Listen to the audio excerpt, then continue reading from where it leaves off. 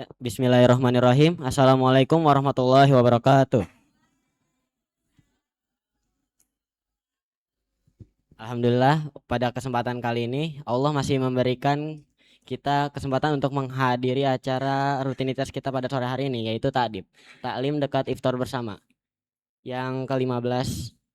Nah, kalau sebelumnya pada Ta'dib hari kemarin itu diisi oleh Ustadz yang asli pondok sini, hari ini kita kedatangan Ustadz dari tidak asli pondok atau dosen Atko. Mungkin yang Soin atau Pristek belum ngerasain belajar dengan Dokter Nirwan, tapi ntar di Atko ngerasain belajar reading teks Islam yang Suklarizim. Pada kesempatan kali ini Ustadz Nirwan akan dengan membawakan tema mengenal sosok Imam Junaidi Al-Juwaini. Ya, tanpa memperbanyak kalam, waktu dan tempat kami persilahkan.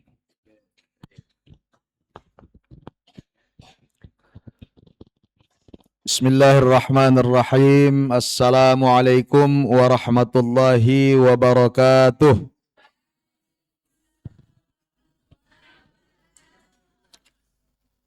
Alhamdulillahi rabbil alamin wal aqibatu lil muttaqin wala udwana illa 'alal zalimin. Ashhadu an la ilaha illallah wahdahu la syarikalah wa ashhadu anna sayyidana Muhammadan 'abduhu wa rasuluh. Allahumma 'allimna ma yanfa'una wanfa'na bima 'allamtana wa zidna 'uluman nafi'ah. Wa ba'du. Terima kasih buat Umar. Ya. Umar apa? Umar Hanib. Umar Hana. Oke. Dan anak-anak sekalian, para santri dan santriat, ya kan, santriyun, santriyatun, ya, para santri, santriwati, alhamdulillah, ya, kita diberikan Allah kesehatan dan begitu juga kita diberikan kesempatan, ya, dapat duduk bareng di sini dalam kajian namanya Ta'dib, Ta'lim dekat iftar bersama. Ta'lim dekat iftar. Iftarnya yang dekat kita atau kita dekat iftarnya? Baik ya. Adapun tokoh yang akan kita kaji pada kesempatan hari ini namanya dikenal dengan Imam Al-Juwaini. Abul Ma'ali Al-Juwaini, atau dia dikenal juga dengan Imamul Haramain. Imamul Haramain. Pernah dengar gak nama tokoh ini? Pernah? Siapa Imamul Haramain ini? Nah, paling tahunya dia adalah gurunya Imam Al-Ghazali, ya. Dia adalah seorang sosok yang sangat luar biasa, ya. Imam Juwaini ini, Imam Haramain, ya, dan antara muridnya itu adalah Imam Al-Ghazali, ya. Muridnya saja seperti Imam Ghazali, bagaimana gurunya? Ya, tadi Imam Al-Juwaini. Baik. Dia lahir, ya, pada tahun 419 Hijriah. Wafatnya 478. Jadi umurnya ketika meninggal 57 tahun. Kalau Imam Ghazali meninggal umurnya berapa tahun? Ada yang tahu? Ustaz nggak bawa ini sih hadiahnya, kalau nggak kan bisa door prize. Imam Ghazali meninggal di umur 55 tahun. Ya, gurunya 57 tahun, ya. Nah, kalau tanya kenapa disebut Juwaini? Juwaini itu nama tempat. Nah, ya, jadi disebutkan Juwaini itu bagian dari daerah namanya Nishapur atau Naisabur. Dalam bahasa Arabnya Naisabur, atau dalam bahasa Inggris Latin ya disebut dengan Nishapur. Ya, Nishapur. Di mana itu? Daerah Parsi, Iran hari ini. Ya, daerah Iran hari ini. Jadi daerah Iran itu sebetulnya melahirkan banyak tokoh ya. Ya, ada Ash-Shirazi, ya, ada tadi Al-Ghazali, ada Imam Juwaini, ya. Banyak sekali tokoh-tokoh yang lahir dari daerah Iran ini, ya. Jadi dia dari Nisapur. Nah, kemudian Juwain itu tadi nama kota, ya, nama tempat yang ada di daerah Nisapur tadi. Nah, misalnya eh, apa nama daerah kita nih? Cilodong, Cilodong. Nah, jadi kalau Cilodong betul ya. Nah, jadi tapi nggak enak juga ya. Misalnya namanya nanti Abdul Hamid Al Cilodongi, ya nggak enak ya. Ya, ya. Atau Al Depoki. Nah, jadi kira-kira seperti itu ya. Jadi namanya itu kalau Al Ghazali itu dinisbahkan kepada apa ya? Eh, saya lupa apa pada kakeknya atau pada daerah juga ya. Ya Juwaini itu nama daerah ya. Dia besar di sana, bahkan banyak riwayat menyebutkan kalau ayahnya itu memang darahnya berdarah Arab ya, seperti yang mengungkapkan oleh Ibnu Katsir ya, katanya asalnya dari kabilah yang disebut namanya Sanbas ya. Baik, lanjut. Eh, dia besar di Nishapur tadi, ya lahir di sana, besar di sana, menimba ilmu di sana. Nah, tadi ada yang disebut dengan kunyah. Kunyah itu ya kalau misalnya ada seseorang namanya eh, Rasul misalnya namanya Muhammad sallallahu alaihi wasallam. Kunyahnya Abul Qasim ya, karena anaknya namanya Qasim. Jadi kalau pakai istilah tadi abu ini, abu itu, abu ini, itu namanya kunyah. Terus ada namanya laqab. Laqab itu gelar ya. Imam Ghazali apa gelarnya? Hujjatul Islam yaitu. Gelarnya Hujjatul Islam. Imam Juwaini gelarnya apa? Diyauddin. Dia dia apa tuh dia? Cahaya. Jadi cahaya agama. Nah, jadi uh, Imam Juwaini digelar dengan Diyauddin. Ya. Kenapa disebut juga dia Imamul Haramain? Tahu nggak arti Haramain? Dua kota suci, yaitu kota Makkah dan Madinah. Nah, dia disebut Imamul Haramain karena dia pernah tinggal di sekitar tadi dua kota suci ini selama lebih kurang 4 tahun. Dia bolak-balik, dia mengajar, ya belajar. Banyak orang yang belajar dengan dia, mengajar juga, ya sehingga dari situ muncul istilah Imamul Haramain, ya Imamul Haramain. Karyanya banyak sekali ya, kita lanjut saja. Ya. Jadi zaman Imamul Haramain ini eh, bisa dikatakan di saat-saat eh, sudah di akhir hampir di akhir kedaulatan Abbasiyah, ya sudah di akhir kedaulatan Abbasiyah. Jadi banyak apa namanya ketika itu sudah bermunculan kita sebut kerajaan-kerajaan kecil.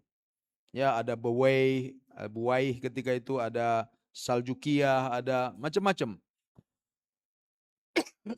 Ada berdiri kerajaan-kerajaan kecil.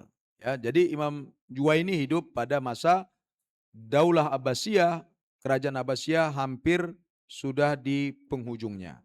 Artinya konflik-konflik di tengah masyarakat itu terjadi, termasuk konflik mazhab. Ya, termasuk konflik mazhab. Jadi saat itu sudah terbentuk ada mazhab Syafi'i, ada mazhab Hanafi, ada mazhab Maliki, atau dari segi akidahnya ada Asy'ari, ada Mu'tazilah, ya, ada Jabariyah, sudah banyak sekali. Ya, jadi Imam Juwaini hidup di tengah banyaknya tadi apa namanya konflik-konflik pemikiran pada ketika itu. Ya, sehingga di sini diceritakan ya dia pernah pernah ditangkap bahkan. Ya, ditangkap oleh pemerintahan pada ketika itu, ya, namanya Amid Al-Muluk Al-Kunduri. Nah, dia ini dianggap sebagai seorang tokoh Hanafi yang fanatik. Ya, dia penganut mazhab Hanafi fanatik. Ya, terus dia memerintahkan untuk menangkap seluruh pengikut Imam Asy'ari, termasuk adalah Imam Juwaini. Namun dikatakan bahwa tidak tepat, tidak benar kalau dia ditangkap oleh tokoh tadi, karena dalam catatan yang lain disebutkan bahwa Kunduri itu sebetulnya dia adalah orang yang pro sunnah. Ya, dia adalah orang yang pro sunnah. Baik, saya tidak akan masuk pada hal-hal yang detail seperti itu. Ya, kita langsung saja. Dan Imam Juwaini, ya, tadi sebutkan dia mengajar di madrasah, namanya Madrasah Nizamiyah. Ya, salah satu kalau bahasa kita sekarang mungkin universitas, ya. Ya, universitas yang termasuk universitas tertua, ya. Universitas tertua yang didirikan oleh Malik An-Nizam ketika itu, salah seorang menteri, ya, yang dia senang ilmu, maka dibangunlah sebuah sekolah universitas namanya Madrasah Nizamiyah. Nah, disinilah Imam Juwaini menjadi pengajar selama lebih kurang 20 tahun. Dan disitulah kemudian Imam Al-Ghazali belajar dengan Imam Haramain. Ya, jadi 20 tahun dia di sana sampai akhir hayatnya. Makanya Madrasah Nizamiyah itu sangat dekat sekali dengan Imam Haramain. Tadi banyak tokoh-tokoh, figur-figur, ya, yang keluar ataupun dihasilkan alumni-alumni dari Madrasah Nizamiyah tadi. Ya. Nah, ini disebutkan oleh As-Subki, disebutkan sini misalnya wa kana yaq'udu baina yadayhi kulla yaumin nahwa min 300 rajulin minal a'immati wa minat talabah wa takharraja jama'atun minal a'immati wal fuhuli wa auladis sudur.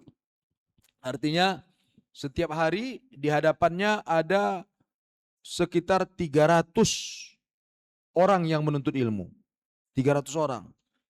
Ya. Dan itu terdiri dari siapa? Para imam, minal a'immah.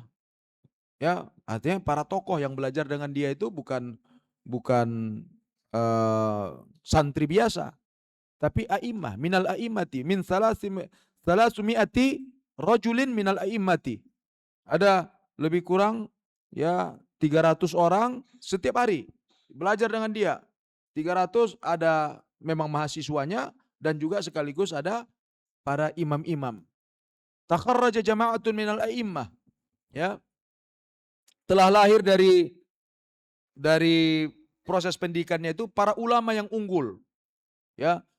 Para imam, para ulama-ulama unggulan, al-fuhul, auladis sudur. Auladis sudur itu anak-anak para pemuka, pemimpin pada ketika itu. Jadi yang belajar dengan dia bukan orang main-main, ya. Nah, bayangkan, ya, pada ketika itu, ya, dia sudah punya mahasiswa murid 300. Ya, kalau jumlah ini ada 200, ya, enggak ada, ya. Hah? Ini yang dua-dua ini. Ada 200? Hah? Hah? Kurang kayaknya, ya. Ini bayangkan 300 berarti penuh nih. Kecuali kalau semua santri kayak kumpul, ya. Kalau santri kumpul semuanya mungkin 200 lebih nih. Jadi Imam Haramain dia tiap hari ngajar. Ya, tiap hari ngajar, yang belajar dengan dia tadi ratusan orang. Ya, dan belajarnya serius tadi.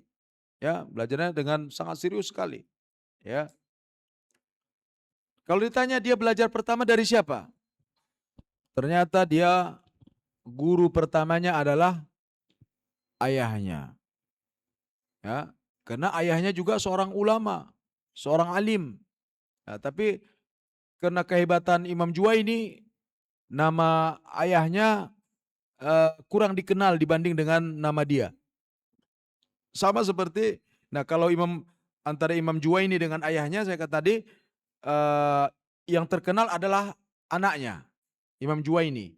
Nah, antara Imam Ahmad dengan anaknya, tahu nggak ada ulama terkenal anaknya Imam Ahmad? Namanya siapa? Namanya Abdullah. Padahal anaknya ini juga jauh lebih cerdas dari ayahnya. Ya, dari Imam Ahmad, anaknya ini cerdas sekali. Tapi kalah popularitasnya dengan ayahnya. Ayahnya namanya Ahmad bin Hambal. Anaknya Abdullah bin Ahmad bin Hambal. Nah, kalau tadi Imam Juwaini yang terkenal adalah dia sebagai anak, bukan ayahnya. Padahal ayahnya juga dulu adalah seorang ulama hebat. Ya, disebut di sini misalnya qala Subki auhadu zamanihi ilman wa zuhdan wa taqasyufan zahidan taharriyan fil ibadat. Seorang yang tiada tandingan pada zamannya dalam masalah ilmu, dalam masalah kezuhudan, dalam hidup yang sederhana. Dia adalah seorang yang sangat zuhud serta sangat berhati-hati dalam menjalankan ibadah. Itu ayahnya Imam Juwaini. Jadi orang hebat, ya.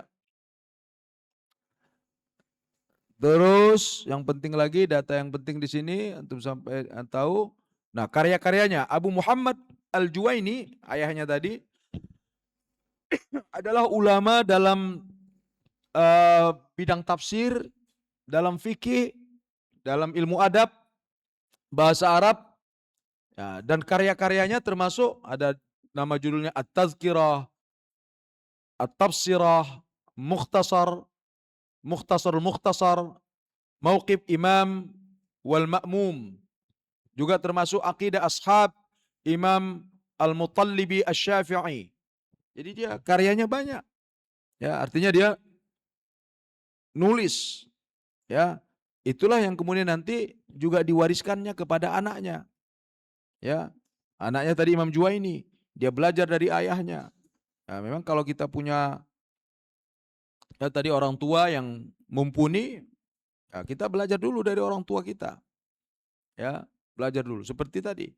Imam Imam Syafi'i ayahnya memang tidak terkenal ya sebagai alim, tapi apa namanya sebagai ulama, tapi ayahnya juga adalah orang yang sangat alim, artinya ahli ibadah.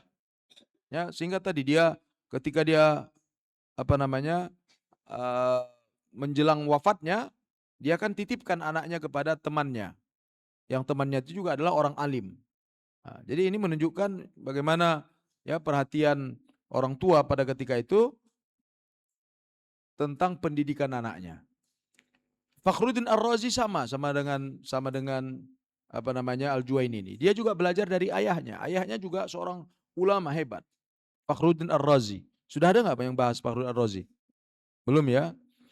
Jadi kalau kalau ditanya akidah kita, ya akidah apa? Apa namanya? Kita sebut akidah Ahlussunnah wal Jamaah, betul ya? Tapi aliran kita biasanya disebut alirannya apa? Asy'ariyah, ya, Asy'ariyah kebanyakannya, ya. Nah, tokoh-tokoh yang penting dalam ulama Asy'ariyah itu setelah Imam Abu Hasan Al-Asy'ari, maka ada Al-Baqillani, maka seterusnya adalah Imam Juwaini, ya. Begitu juga dalam mazhab Syafi'i. Jadi tokoh yang terkenal itu kalau yang membuat apa namanya mendirikan membangun fondasinya Imam Syafi'i, nanti dilanjutkan tadi oleh Imam Baqillani, terus Imam Juwaini, Imam Ghazali, Fakhruddin Ar-Razi, terus siapa? Al-Amidi, terus ya ini adalah ulama-ulama bermazhab Syafi'i dalam fikihnya dan bermazhab Asy'ari dalam akidahnya. Ya. Jadi kalau ada orang yang mempertanyakan akidah Asy'ariyah, ya dia berarti mempertanyakan banyak ulama-ulama hebat ya yang mereka juga adalah Asy'ariyah. Ya, jangan ikut-ikutan ya mudah mensesatkan. Ada orang itu Asy'ari sesat katanya. Ya. Ini mazhab Asy'ari ini luar biasa. Bahkan boleh dikatakan umat Islam sedunia ini yaitu Asy'ariyah itu hampir lebih separuh mungkin adalah Asy'ariyah. Ya, Asy'ariyah. Dia adalah termasuk ulama Asy'ariyah, ya, ulama Asy'ariyah, ya. Lanjut ya. Kita lihat tentang kecerdasan Imam Juwaini. Ya, dia adalah ya dari kecilnya anak yang cerdas, pinter, rajin. Nah, itu apalagi kita sebutkan. Ya. Jadi dalam belajar itu atau dalam sukses itu yang penting ketekunan. Ya. Makanya kalau ditanya, ada nggak orang yang eh, apa namanya? eh kalau katakan, ada nggak orang kaya yang sukses? Ada. Orang miskin sukses? Ada. Orang pintar sukses ada? Orang bodoh sukses? Siapa bilang nggak ada? Yang nggak ada sukses itu siapa? Orang malas, nah itu betul. Orang malas nggak pernah sukses. Ya, tapi orang bodoh ada yang sukses, orang kaya ada yang sukses, orang miskin ada yang sukses, yang biasa-biasa semua bisa sukses kalau dia rajin. Yang nggak sukses itu yang malas. Makanya kadang-kadang ada orang yang kaya, mungkin ayahnya kaya, diwariskan hartanya ke anaknya, tapi dia malas. Akhirnya dia bangkrut. Ya, ayahnya pinter, diajari anaknya, tapi anaknya malas. Pada akhirnya anaknya tidak ada apa-apanya. Makanya kunci keberhasilan itu adalah malas. Kunci keberhasilan itu adalah rajin. Ya, rajin. Ya, antum ini kalau rajin, rajin baca, rajin sholat, rajin nulis, rajin apa aja. Meskipun mungkin kemampuan otaknya biasa-biasa saja, tapi rajin, saya yakin akan berhasil. Ya, ingat tuh. Ya, antum jangan pernah katakan, oh, saya nggak bisa Ustadz, saya nggak punya kemampuan. Kalau kita tidak kita tahu tidak punya kemampuan, tapi kita rajin, insya Allah akan berhasil. Ya, antum misalnya lagi belajar pelajaran apa antum misalnya, susah banget pelajarinya, nggak paham-paham katanya. Tapi kalau antum baca terus, baca terus, baca terus, baca terus, sudah kayak tukang parkir aja. Ya, baca terus. Saya yakin pasti anda pada akhirnya akan paham. Ya, makanya kuncinya adalah dia rajin. Maka jangan pernah. Nah, Imam Juwaini begitu juga. Ya, di samping dia sudah cerdas, tapi dia juga rajin. Ya, makanya kalau kita baca sirah para ulama kita, ada nggak bahas tentang Imam Tobari? Belum ya? Ada nggak bahas tentang Imam Tobari? Belum. Ibnu Rushd? Belum ya. Ini kalau kita baca sejarah At-Tabari, sejarah Ibnu Rushd, kata Ibnu Rushd itu, saya tidak membaca ataupun saya itu tidak baca dan tidak menulis itu hanya dua apa namanya di 2 malam saja katanya. Pertama ketika orang tua saya wafat, yang kedua ketika saya menikah katanya. Itu dia nggak nulis baca katanya. Selebihnya dia gunakan tulis baca. At-Tabari itu seharian satu hari bisa nulis berapa lembar halaman tuh. Ya, dia nulis. Ya, kalau bayangkan dulu nggak ada laptop. Ya, nggak ada apa namanya HP. Orang nulis pakai tangan, makanya Anda beruntung sebetulnya di sini. Kenapa saudara beruntung? Anda nulis pakai tangan supaya terbiasa itu. Banyak banyak sekarang anak-anak yang saya lihat kadang-kadang sudah di kampus ngelihat tulisannya itu lebih lebih dokter daripada dokter. Nah, Anda kan tahu kan tulisan dokter kan? Susah bacanya. Ini kadang-kadang mahasiswa tulisannya lebih dokter daripada dokter. Artinya lebih parah daripada tulisan dokter. Kenapa nggak biasa nulis tangan? Biasanya tadi, nah, biasanya gitu. Padahal kalau kita nulis tangan itu, otak kita juga jalan. Coba, di dalam Al-Quran, ayat pertama itu yang disebutkan bukan laptop. bukan HP. Tapi ayat pertama disebutkan apa? Al-qalam. Betul kan? Allamal insana. Sebelumnya, ya, Iqra bismi rabbikal ladzi khalaq khalaqal insana min 'alaq Iqra wa rabbukal akram alladzi 'allama. Nah, bayangkan ayat pertama itu disebutkan ada pena. Di mana ada kitab suci? Ada disebutkan pena. Enggak ada. Anda baca kitab Injil enggak? Anda baca Taurat enggak? Anda baca Bakat Gavita enggak? Anda baca kitab Dromo Gandul juga enggak ada. Tapi wahyu pertama itu, wahyu pertama kita bayangkan, itu bicara tentang membaca, Iqra. Ya, bacalah. Bacalah dengan nama Tuhanmu yang telah menciptakan manusia dari segumpal darah.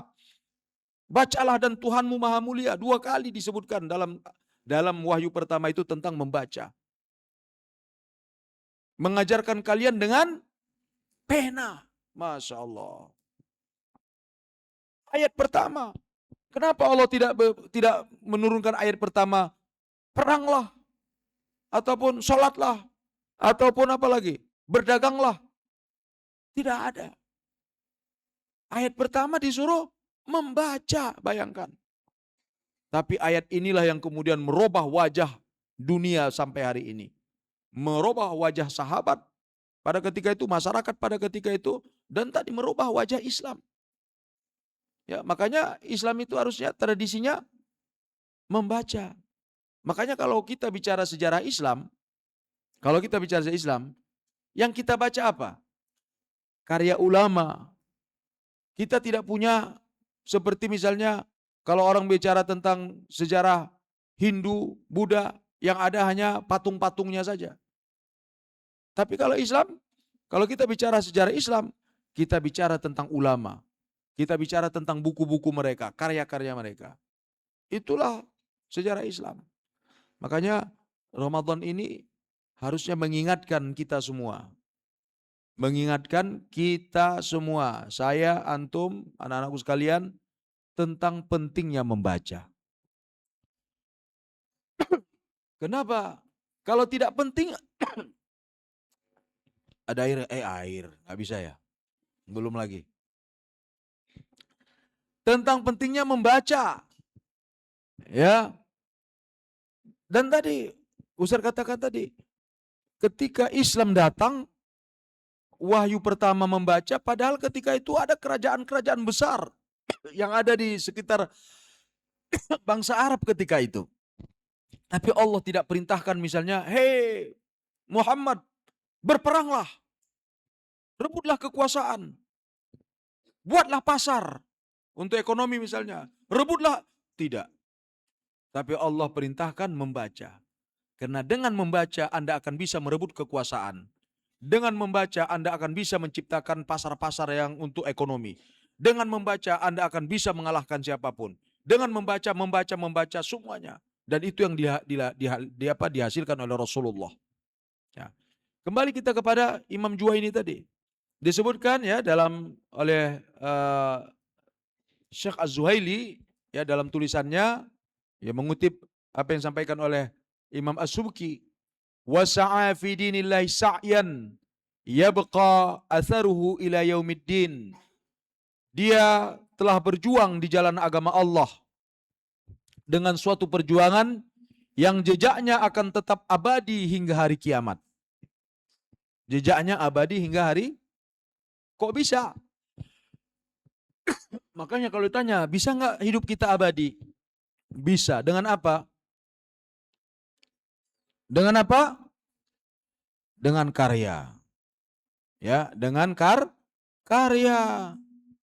Ya, terutama karya apa? Karya tulis.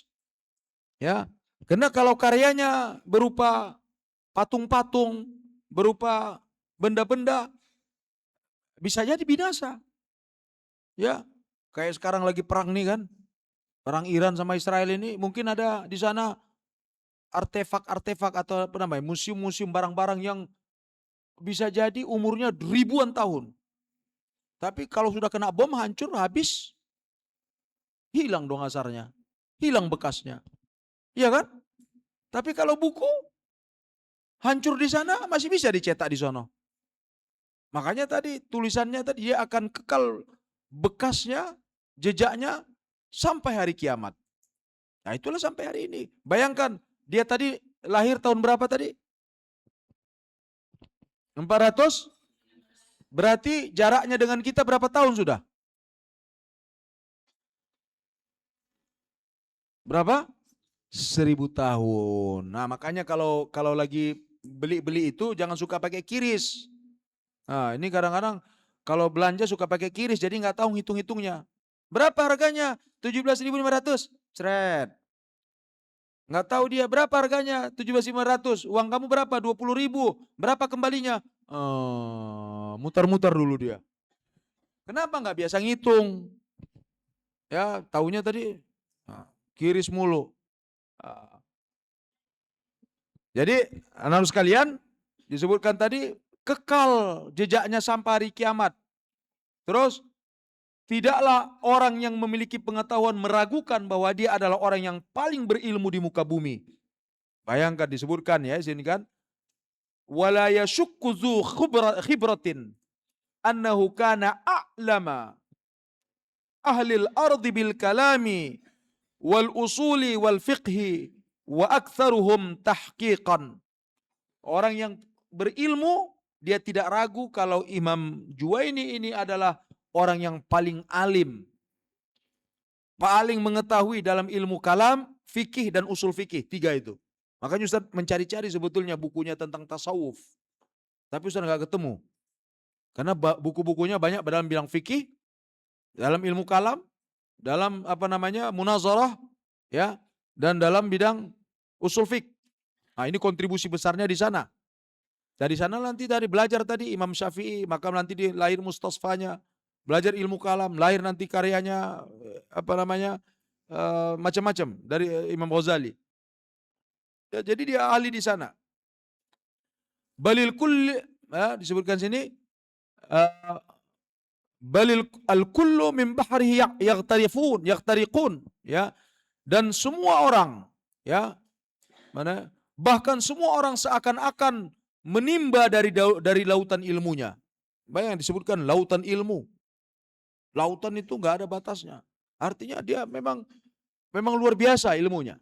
Ya, luar biasa. Ya. Wa annal wujuda ma akhraja ba'dahu naziran. Dan zaman setelahnya belum pernah melahirkan seorang yang sebanding dengannya. Ya. Bayangkan luar biasa. Ya, pintar-pintarnya orang hari ini belum ada yang setanding dengan Imam Juwaini. Ya, meskipun kita tahu misalnya ada setelah dia Al-Ghazali dengan kemampuannya, ya masing-masing punya kehebatan. Ini Al-Subki memujinya sedemikian rupa. Ya, memuji Imam Juwaini dengan sedemikian rupa menunjukkan akan kedalaman ilmu Imam Al-Juwaini. Selanjutnya kita lihat. Ya, ini tulisannya Syekh Az-Zuhaili, ya. Dia katakan sesungguhnya Imam Al-Haramain adalah ensiklopedia ilmiah. Antum tahu arti ensiklopedia? Ensiklopedia itu kalau kita semacam kamus, tapi kalau kamus kan kamus kamus bahasa, ya. Ini kamus ilmu. Antum mau tahu apa tentang misalnya apa itu ilmu kalam? Anda masuk ke ensiklopedia ilmu kalam dijelaskan nanti. Apa itu fikih? Jadi dia itu bagaikan ensiklopedia. Ya, artinya ilmunya itu banyak sekali. Ya, ilmunya luar biasa. Tahu banyak hal. Ia mengambil dari berbagai cabang ilmu dan menulis dalam banyak bidang ilmu pengetahuan. Tapi dia tampil dengan sangat kreatif, menjulang tinggi dalam penulisan, gitu ya. Menjulang tinggi dalam penulisan dan pengajaran pada 3 ilmu pokok. Pada ilmu kalam atau usuluddin, ilmu fikih, ilmu khilaf, dan juga ilmu usul fikih. Ya, jadi dia nulisnya banyak. Ya, dia tulisannya jadikan rujukan sampai hari ini. Ada orang kalau bicara tentang Imam Juwaini, ya kalau di pondok-pondok biasanya yang dikenal itu kitabnya, kalian juga baca, saya pikir di sini ya, mungkin anak Atko 1 kah, Atko 2.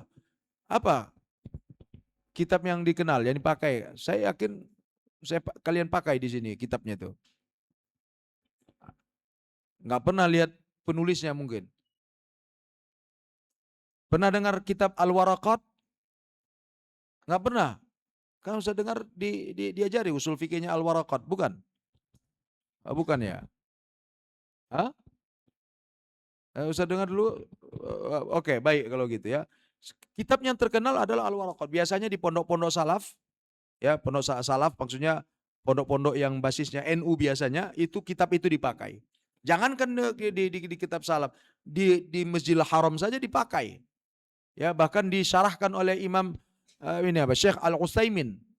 Ya, Syekh Utsaimin itu padahal dia adalah salafi, ulama salafi. Tapi dia menggunakan, membahas, bahkan mensyarahkan kitab Al-Waraqat Imam Haramain tadi. Nah, ini menunjukkan kehebatan karya tersebut. Ya, karyanya tipis saja. Kalau antum baca buku itu tipis saja. Tapi untuk memahaminya perlu penjelasan-penjelasan yang lebih jauh. Makanya ada syarah namanya. Ya. Jadi ini kecerdasan Imam Juwaini. Apa kata pujian para ulama? Ya, seperti yang kita lihat dalam kitab Syekh A'lamun Nubala, ya, Az-Zahabi. Abul Ma'ali adalah imamnya para imam. Imamnya para imam. Imamul a'immati 'alal itlaq. Ya, ini kata ungkapan dari Imam Az-Zahabi. Imam Az-Zahabi sendiri dia muridnya Ibnu Taimiyah. Ya, Imam Az-Zahabi itu muridnya Imam Ibnu Taimiyah. Meskipun dia berseberangan secara akidah, berseberangan di sini maksudnya dia tidak begitu setuju dengan ilmu kalam Az-Zahabi karena sama seperti Ibnu Taimiyah, dia tidak setuju kan dengan ilmu kalam, apalagi Asy'ariyah. Tapi dia puji. Ya, dia puji. Dia adalah imamul a'immati 'alal itlaq. Dia adalah imamnya para imam. Mujma'an 'ala imamatihi syarqan wa gharban. Jadi diakui keimamannya, disepakati atas keimamannya itu baik di timur maupun di barat. Artinya dia dikenal di mana saja. Terus lam taral uyunu mislahu. Bahkan sampai kata Zahabi, dan mata belum pernah melihat seorang pun yang sepertinya. Ya, lam taral uyunu mislah. Sampai mata pun tidak pernah melihat orang yang seperti Imam Al-Juwaini ini. Saking kan tadi pintarnya. Ya. Al-Hafidz Al-Jurjani dia mengatakan dalam tulisannya, dia katakan huwa imamu asrihi nasiju wahdahu nadiru dahrihi nasiju wahdihi nadiru dahrihi adimul misli fi habzihi wa bayanihi wa lisanihi. Artinya Imam Juwaini ini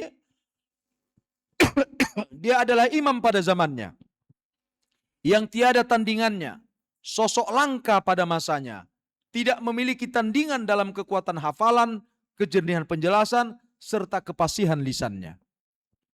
Jadi luar biasa. Dia seolah masanya itu dialah representasi dari masanya. Padahal ulama-ulama ketika itu banyak, tapi dia yang paling menonjol di antara yang sekian banyak tadi. Nah, tadi saya katakan gurunya siapa? Nah, gurunya itu yang pertama adalah ayahnya tadi, Muhammad Al-Juwaini. Abu Muhammad Al-Juwaini. Disebutkan sini, tafaqqaha Abul Ma'ali fi sabahu an walidihi. Ya. Jadi Abul Ma'ali belajar fikih terutama dari ayahnya ketika dia masih kecil, sobiyun. Sobiyun itu apa? Anak kecil kan? Iya, fi sabahu, pada masa kecil. Nah, dari kecil saja dia belajar dari ayahnya. Ya. Dari kecil sudah belajar. Fakana yazha bi tab'ihi wa tahsilihi wa jaudati qarihatihi. Nah, lihat tuh ya. Nah, dia ya, Ustaz baca saja terjemahan supaya cepat. Jadi, dia menonjol yazha bi tabi'ati. Yazha bi tab'ihi. Dia menonjol karena bakat alaminya. Kesungguhannya menuntut ilmu. Ini tadi yang saya sebutkan tadi. Wa tahsilihi. Sungguh-sungguh dia menuntut ilmu. Makanya sungguh rajin, tekun itu kunci keberhasilan. Anda tahu kan siapa namanya itu? Pemain bola Ronaldo ya. Yang saya tahu Ronaldo aja. Dia bisa seperti itu kenapa? Karena rajin melatih kakinya. Kalau dia tidak rajin berlatih nggak mungkin. Semua orang-orang yang hebat tadi, yang Anda lihat misalnya pakar ini, bidang sebagainya, dia bisa begitu karena dia rajin. Ya, karena dia rajin. Para pebisnis itu mungkin Anda lihat ketika dia berhasil, tapi Anda tidak pernah melihat bagaimana dia membangun bisnisnya. Bisa jadi tidurnya semalam hanya 3 jam saja. Saking kan seriusnya dia untuk membangun bisnis. Sudah jadi baru tenang-tenang dia. Nanti Anda baru melihatnya, oh enak ya jadi pebisnis. Anda tahu enaknya saja. Tapi Anda tidak tahu bagaimana dia membangun bisnisnya. Ustaz katakan tadi, pemain bola yang hebat. Siapa sekarang? Ustaz nggak tahu siapa. Kita hanya melihat ketika dia di lapangan. Tapi kita tidak pernah melihat bagaimana dia berlatih untuk bisa melakukan itu semuanya. Dan itu perlu kedisiplinan. Makanya anak-anak sekalian, kuncinya kalau ada nggak yang berniat ingin gagal dalam hidupnya di sini? Ada nggak berniat? Misal dia kata, ya Allah saya pengen gagal katanya. Ada nggak? Nggak ada. Semua pengen sukses. Nah, kalau Anda ingin sukses dalam bidang apa saja yang Anda tekuni, maka sungguh-sungguh dalam bidang tersebut. Anda tahu tetesan air, bisa nggak tetesan air membongkar batu yang keras? Bisa. Padahal dia cuma tetesan air aja. Tet, tet, tet. Tapi terus. Akhirnya bongkahan batu bisa menjadi bolong. Maka salah satu ulama yang terkenal namanya Ibnu Hajar. Tapi Ustaz lupa apakah Ibnu Hajar al-Haytami atau Ibnu Hajar al-Asqalani. Karena ada dua ya. Hajar artinya apa? Itu tadi. Itu ceritanya kononnya dia umurnya sudah tua. Mungkin umurnya sudah 50-an sekian lebih. Tapi satu ketika dia pergi ke hutan. Dia lihat tadi ada bongkahan batu besar.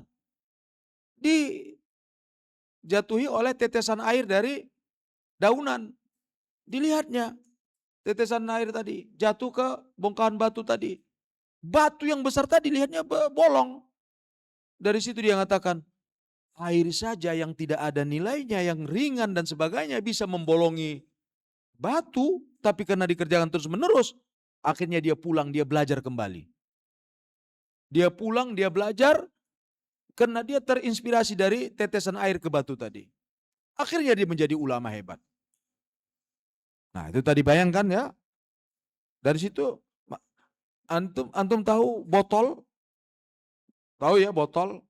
Kalau antum punya air 1 ember, antum siramkan ke botol tadi, kira-kira berapa banyak air yang akan masuk ke dalam botol tadi? Dengan zurup gitu.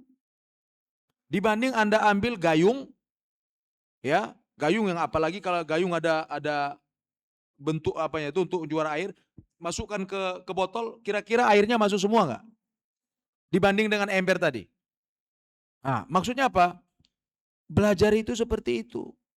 Kalau kita masukkan ke dalam otak kita pelan-pelan air tadi, dibanding nanti belajarnya sekaligus, masuk ke seperti ember tadi, banyak lupanya.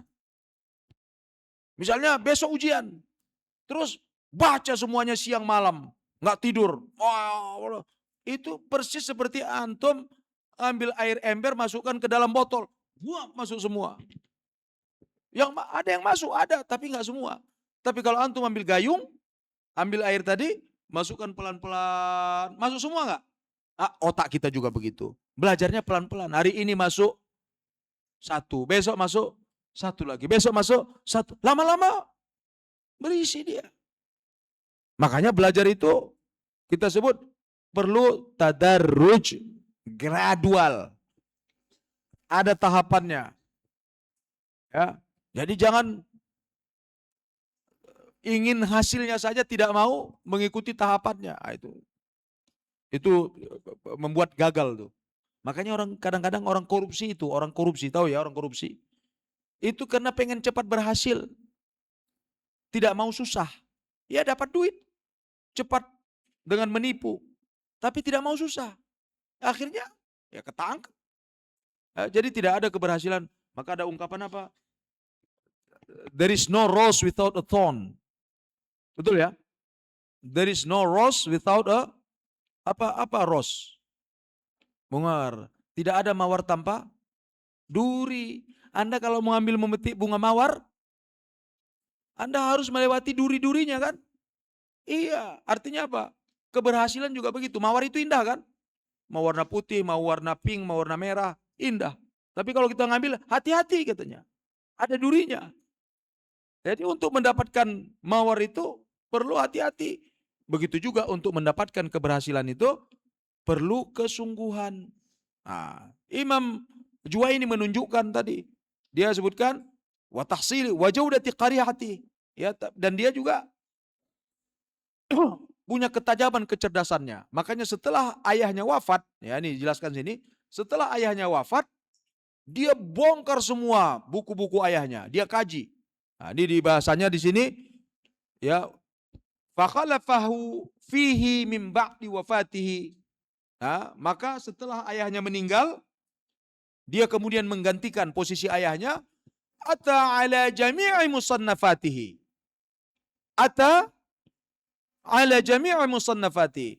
Dia bawa karangan-karangan ayah tadi, buku-buku ayahnya, dia datangkan semua. Qallabahu zahran li batin. Dia bolak-balik. Bolak-balik itu bukan karena ada bukunya kemudian bolak-balik. Pom, pim, pa, ala. Ya bukan begitu. Ya. Maksudnya bolak-balik dia baca dari awal sampai baca lagi, dua selesai baca lagi, dia bolak-balik sampai kemudian dia paham apa yang disebut jelaskan oleh ayahnya. Dan kemudian dari situlah disebutkan di sini kharraja tasarrafa fihi, kharrajal masail, darasa sinin. Lihat tuh, darasa sinin. Dia mempelajarinya bertahun-tahun. Makanya kan salah satu lan tanalal ilma illa bisittah, salah satunya tulus zaman. Ya, perlu waktu yang panjang. Maka tidak mungkin orang, jadi kalau ada yang katakan, kamu selesai ini mau jadi apa? Menjadi ulama. Baru tamat, Atko mau jadi ulama. Ntar dulu. Tapi antum di Atko sudah dipersiapkan untuk jadi ulama. Sudah diberikan kail. Sudah diberikan alatnya. Tinggal antum gunakan untuk menjejaki tangga menjadi ulama. Perlu waktu. Ya, antum tahu nggak Ustadz Abdul Somad? Ustadz Adi Hidayat? Ustadz apa lagi yang antum kenal? Hah? Ustadz Hanan Attaqi? Ya, Ustadz Nirwan nggak terkenal. Antum pikir mereka terkenal seperti itu, bisa seperti itu baru kemarin? Tidak, mereka belajar dulu. Ustadz Abdul Somad ke Azhar dulu. Dari Azhar ke Sudan dulu. Dari Sudan pulang pelan-pelan. Pulang apa terkenal langsung? Tidak. Pulang, dia mulai ceramah, buat ini. Lama-lama dia naik, populer.